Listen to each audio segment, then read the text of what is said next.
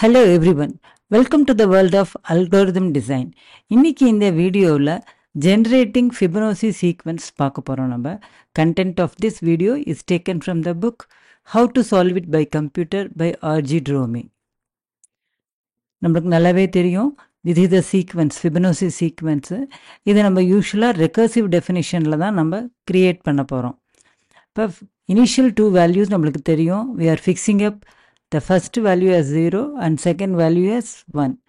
Third value is obtained from the previous two terms. So nth term is obtained by adding n minus 1th term and nth term. So நம்ம pictorial பார்க்கலாம். Startingல 0, 1 தான் வந்து ரெண்டு Fibonacci numbers. Then the next number is obtained by adding these two numbers. And then the 1 plus 1 add பண்ணா 2. Next number is 1 plus 2 is equal to 3, 2 plus 3 is equal to 5, and it will be carried on like this. So we are having two variables, a is equal to 0, b is equal to 1. So we have preceding term before the preceding term. Now we are calculating the new term, which is nothing but c is equal to a plus b. இப்போ ஒரு term calculate பண்ணிட்டோம்.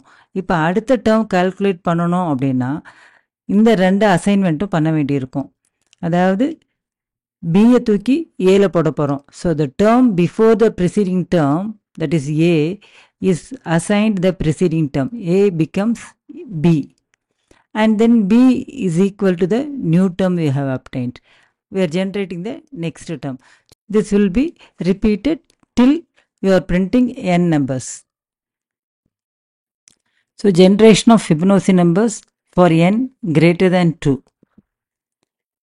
So we are reading the n, int of input of enter the number. எதுக்காக int typecasting பண்ணுறோம் அப்படின்னா, the input function will return a string value. அதை நம்ம இன்டிஜராக convert பண்ணிட்டு we are assigning to n. And then we are having two variables a, b. The value, initial value 0 and 1 assign பண்ணியிருக்கோம். We are printing a, b. இந்த இடத்துல எதுவும் check பண்ணாமல் print பண்ணியிருக்கோம். ஏன்னா n greater than 2. அதனால் 2 வரைக்கும் நம்ம பிரிண்ட் பண்ணிக்கலாம். அதுக்கப்புறம் வர்றதுக்கு மட்டும் while loopல செக் பண்ணிக்கிறோம்.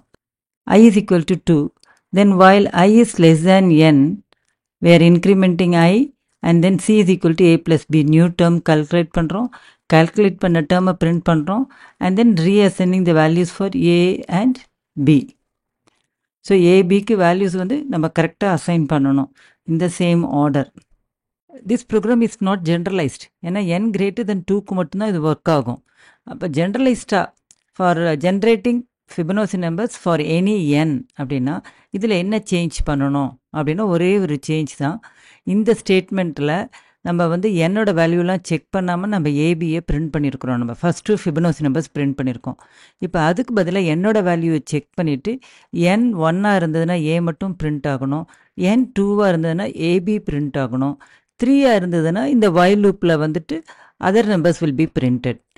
ஸோ எப்படி இருக்கலாம், if n is equal to 1னா print a, else print a, b.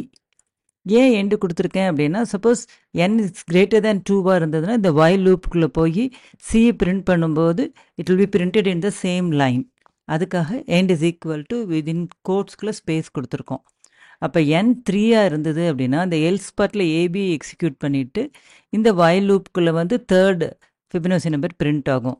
For any n greater than 2, this loop will be executed. n is equal to 2ஆக இருந்ததுன்னா இது ரெண்டு மட்டும் தான் எக்ஸிக்யூட் ஆகும், இந்த லூப்புக்குள்ளே போகவே போகாது. Now we'll just check whether the recursive definition is an optimized one. இப்போ நியூ டேர்ம் நம்ம கால்குலேட் பண்ணுறோம் a ப்ளஸ் பியை யூஸ் பண்ணி. இந்த நியூ டேர்ம் கால்குலேட் பண்ணி முடிச்சதுக்கு அப்புறம் ஏவோட வேல்யூ வந்து irrelevant ஆகிடுது. பியை வந்து ஏவுக்கு அசைன் பண்ணுறோம், சியை வந்து பிக்கு அசைன் பண்ணுறோம். அட் எனி பாயிண்ட் ஆஃப் டைமில் பார்த்தீங்கன்னா நம்மளுக்கு ரெண்டு வேல்யூ தான் தேவையாக இருக்குது, current value and the preceding term. இது ரெண்டும் தான் நம்மளுக்கு தேவையாக இருக்குது. ஸோ அதை தான் நம்ம இப்படி மாற்றி நம்ம அசைன் பண்ணிகிட்ருக்கோம். இப்போ இதுக்கு பதிலாக நம்ம என்ன பண்ணலாம் அப்படின்னா, சிங்கிற ஒரு வேரியபிளை யூஸ் பண்ணாமல் ஏபியை மட்டும் வச்சுட்டு we are going to compute the successive Fibonacci numbers. இப்போ ஏக்கு பதிலாக a ப்ளஸ் பி, பிக்கு பதிலாக a plus b போட போகிறோம். அப்போ ஃபஸ்ட்டு வரும்போது 0, 1 இருக்கும், அதை ரெண்டே ஆட் பண்ணிட்டு now a has got the new term. இந்த நியூ டேர்மும் இந்த ப்ரிசீடிங் டேர்ம் என்ன பி, இது ரெண்டையும் ஆட் பண்ணி அடுத்த நியூ டேர்ம் கால்குலேட் பண்ண போகிறோம். இப்போ பாருங்கள், ஒரே கல்லில் 2 மாங்காய்ங்க அப்படிங்கிற மாதிரி நம்ம அட் அ டைமில் 2 ஃபிபனோசி நம்பர்ஸ் கால்குலேட் பண்ணிகிட்ருக்கோம்.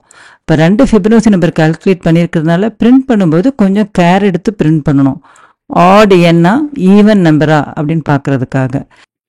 Now we'll see the algorithm for generating the Fibonacci numbers. Prompt and read n.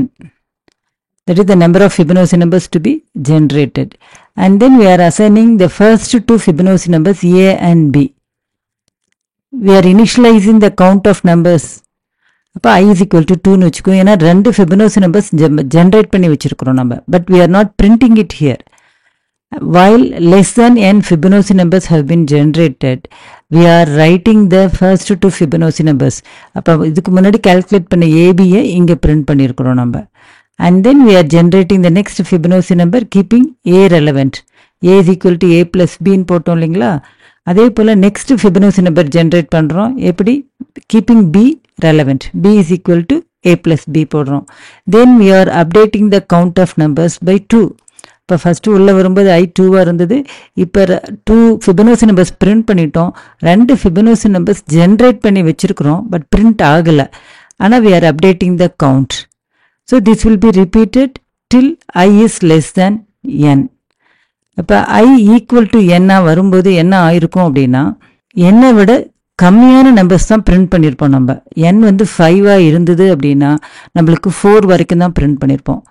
n 6ஆக இருந்ததுன்னா அப்பவும் நம்ம 4 வரைக்கும் தான் பிரிண்ட் பண்ணியிருப்போம் நம்ம. ஏன்னா 2 தான் இன்க்ரிமெண்ட் பண்ணுறோம்.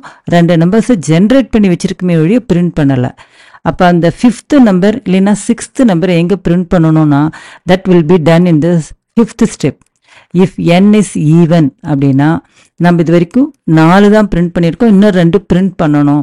So we are going to write out the last Fibonacci number. when n is odd அப்படின்னா ஒரு Fibonacci நம்பர் பிரிண்ட் பண்ணாமல் இருக்குது. So we have to print out the second last Fibonacci number.